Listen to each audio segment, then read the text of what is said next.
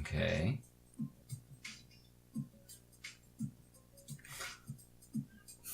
I don't know how I feel about this. Maybe you will in just a little bit.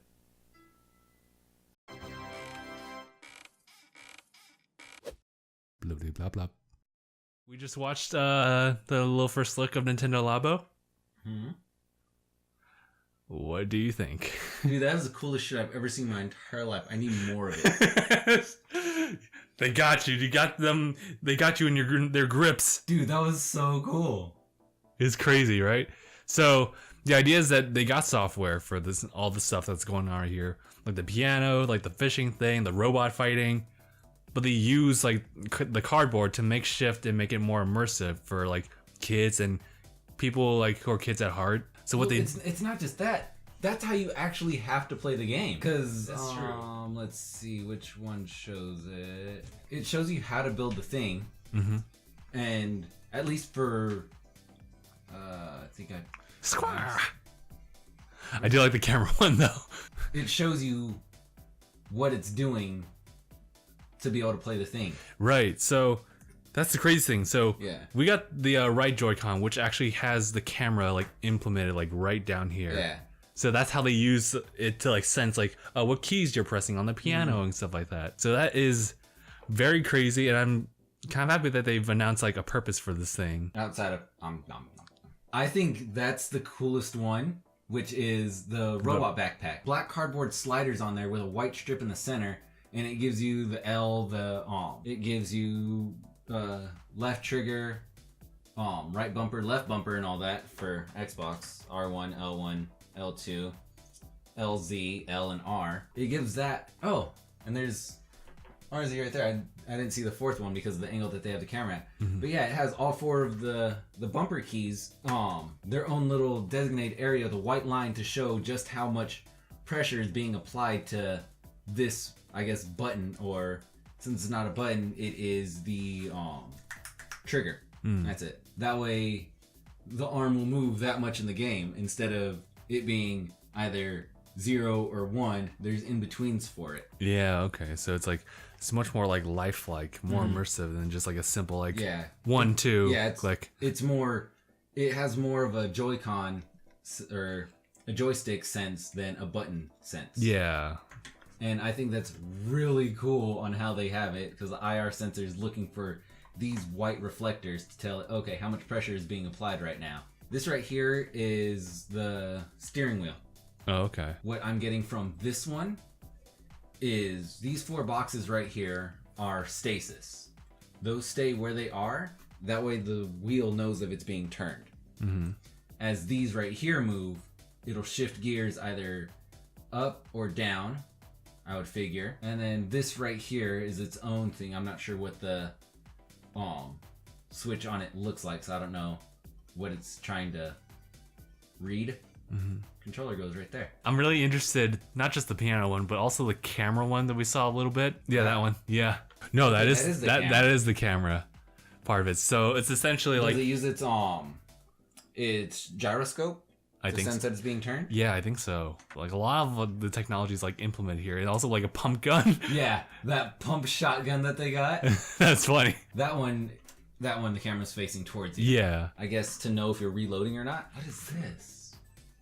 God, that robot shit's so badass. I was like, your drum sets. Oh, I kind of like that too.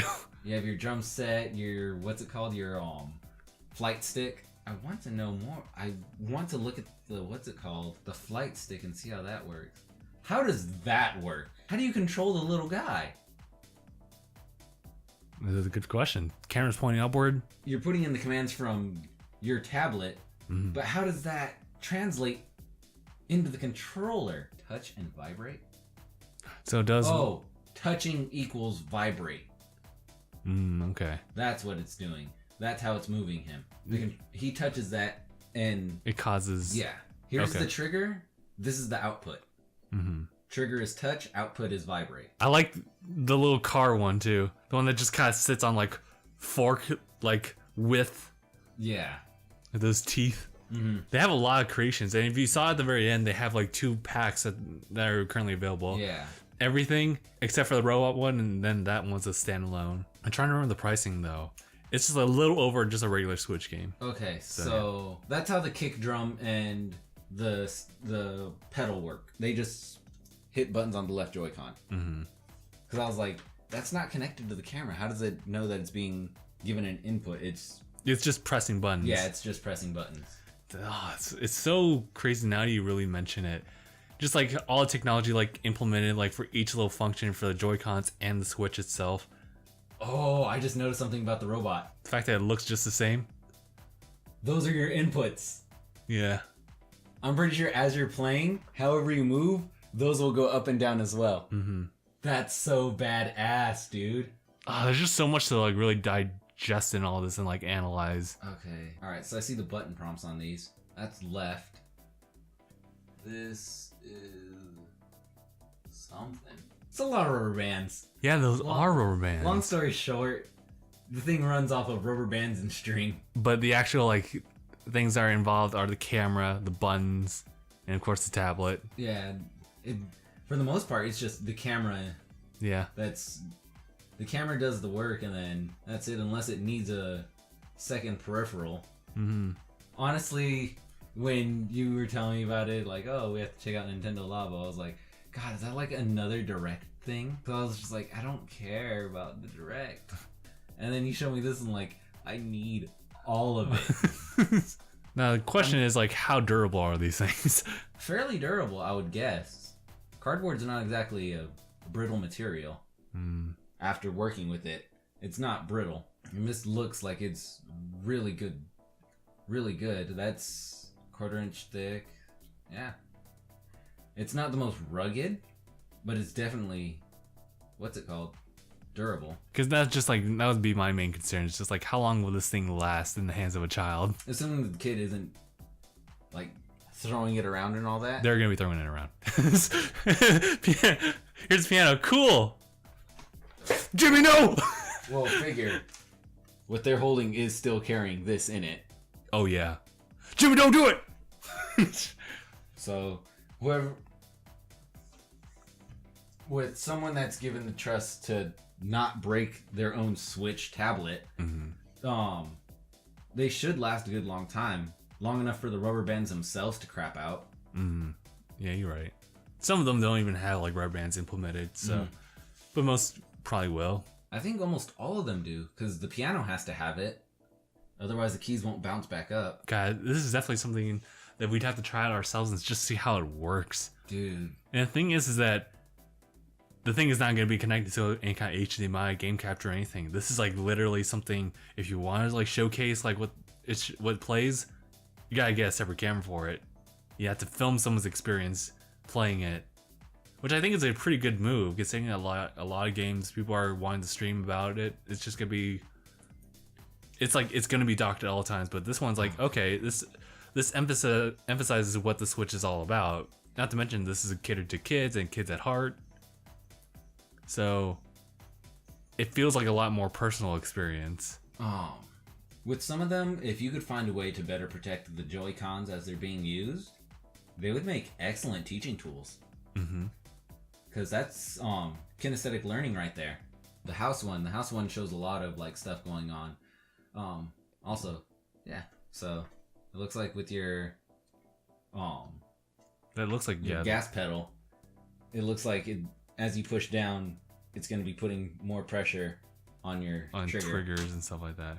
And also the fact that like it's gyro sensing as well, so it'll also pick up on like on displacement and everything. I like the fish one.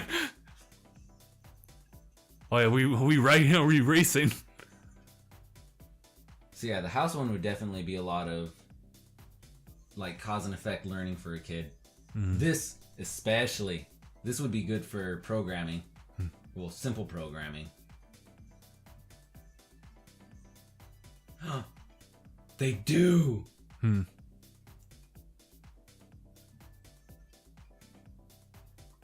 at the back.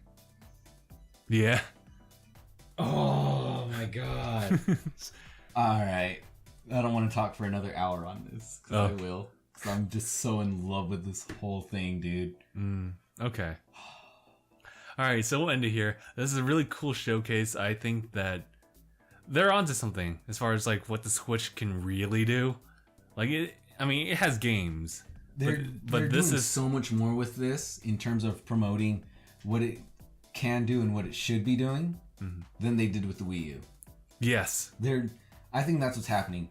Nintendo's trying to not make the same mistake that they did with the Wii U. They didn't show enough of their own first party stuff to really show you can get this done with the technology in the Wii U.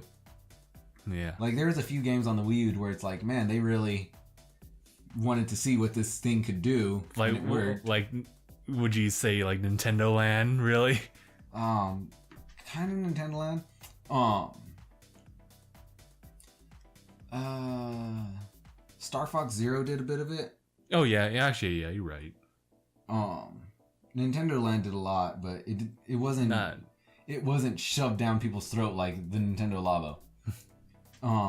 But yeah, they had a few games where, yeah, it really showcased to work the gyroscope in the tablet, work with your own, moving around with this, how the experience differs when you're just using the tablet itself or when you're using the tablet in sync with the TV. They didn't really showcase all that, and those were a lot of things that made it really feel really different.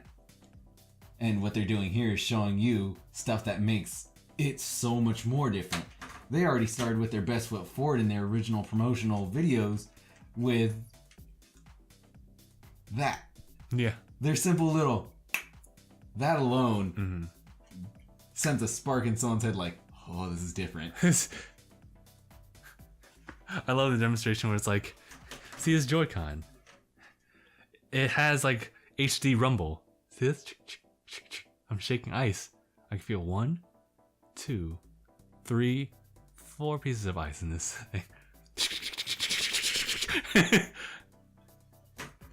Yeah, I think they can really go a long way in the idea of like making like a lot of their IPs function specifically for the Switch, in the idea that you can do different like ways of like controlling characters or their items and stuff like that. So like think Skyward Sword but on like steroids.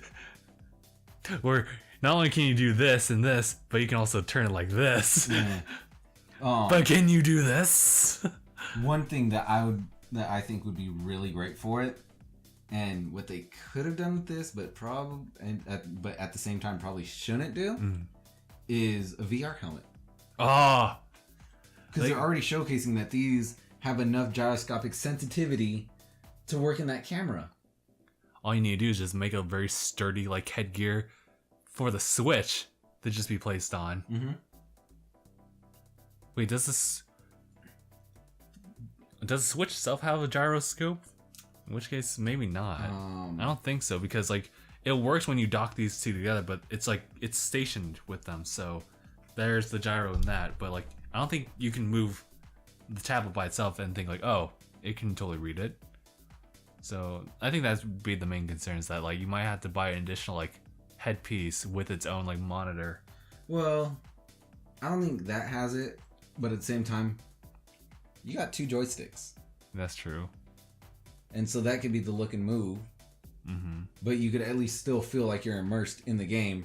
And since these both have their own independent gyroscopes, enough buttons on them to suffice for their own to do things, it seems like you could play a full game relatively easily. Because I've seen looking at a lot of just from a distance, the controls that they have for other VR sets, it seems like they have one stick to move around, and then the other one has buttons to do things. And so you're doing this and then doing that to do stuff. It feels more like the Wiimote and Nunchuck. This is both two separate control sticks, so you can still have a VR experience. Granted, you're not moving around. You'll have the inside experience. It's not an augmented reality thing, but you still have that, and I think that would work really well. Especially with, like I said, how sensitive it appears these seem to be in terms of their gyroscopes. Yeah. Okay. Yeah, I think that pretty much covers like our coverage on like Nintendo Labo. So I'm in love with it. I want it. This will come out in April. And this, since like this is like why I have until April to get me a Nintendo Switch. All right. Well, with your job, hopefully you can build up enough so it's like, okay, I got enough to buy a Switch. And then when it does come out, maybe we'll be able to showcase it and just kind of see like all the different intricacies that each little like cardboard set can provide for the software. So yeah. All right. So we'll just see from there. So we'll end the discussion here. So thank you guys so much for watching. If you guys want to stay in the know of our discussions like in Nintendo related stuff or anything else, please be sure to subscribe. There's also a subscriber bell button. You want to click on that just to be notified when we post like by the minute, and also support on Patreon.